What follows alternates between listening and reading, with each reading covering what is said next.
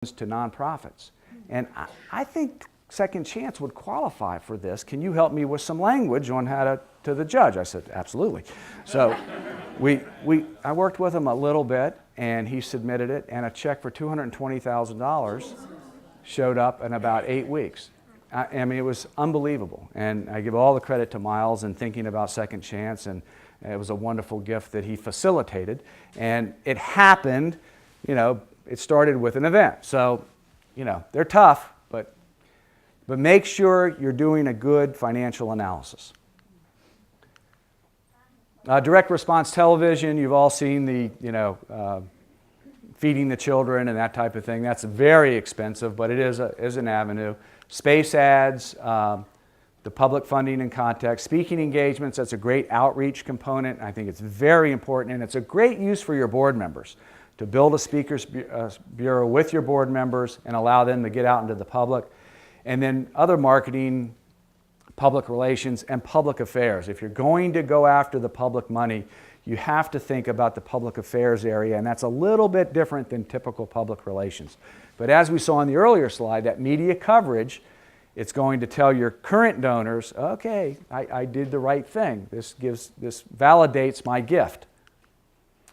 This is a development plan, and I'm going to go through all the details, but this is a very important tool for you to have. How many of you have a formal development plan, I call it the sales plan as well, for your organization?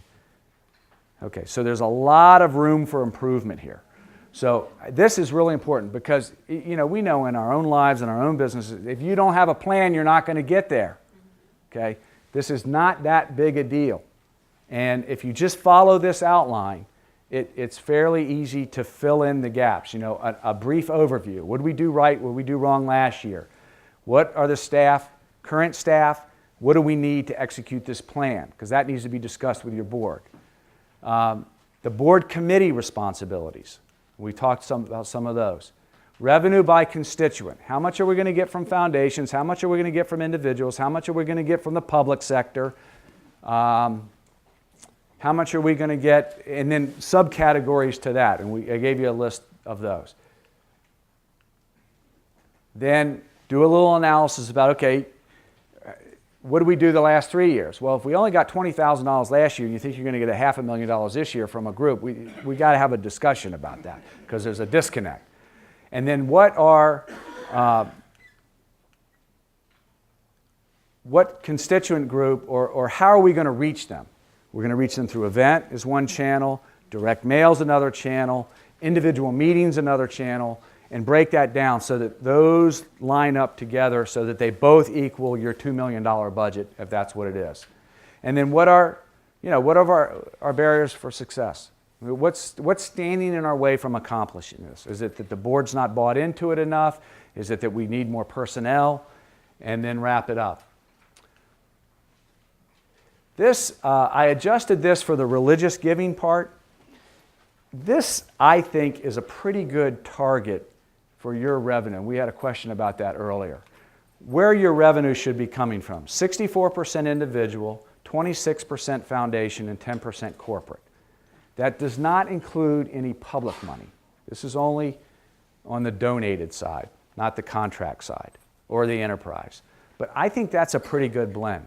So, unfortunately, I met with 2 organizations this year. Gosh, about 80-90% of their money came from foundations. What do you think they're struggling this year? Yeah, they're struggling this year because they're not diversified enough. And then even within these buckets, you have to make sure you're diversified. In those individual, you want to have a lot of individual donors. That's good because if one of them has a life-changing event and can't give to you, it doesn't crush you.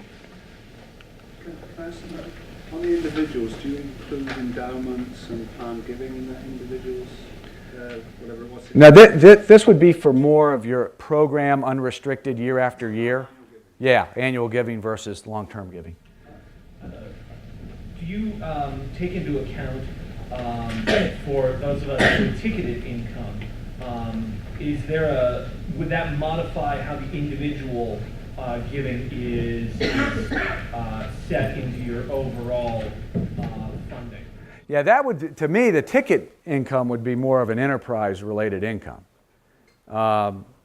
unless it's a membership-driven thing. But if it's a ticket to the globe, you know, that would be more of a revenue side. And then how do you cultivate those ticket buyers and subscribers to give an extra gift? That would be more in the development area. That's how I would differentiate that. Just some other things you need to think about. We talked about the development plan. The case for support, this needs to be simple, like an elevator speech for your board members. Why should I give to you? Collateral materials, the elevator speech, annual reports are very important.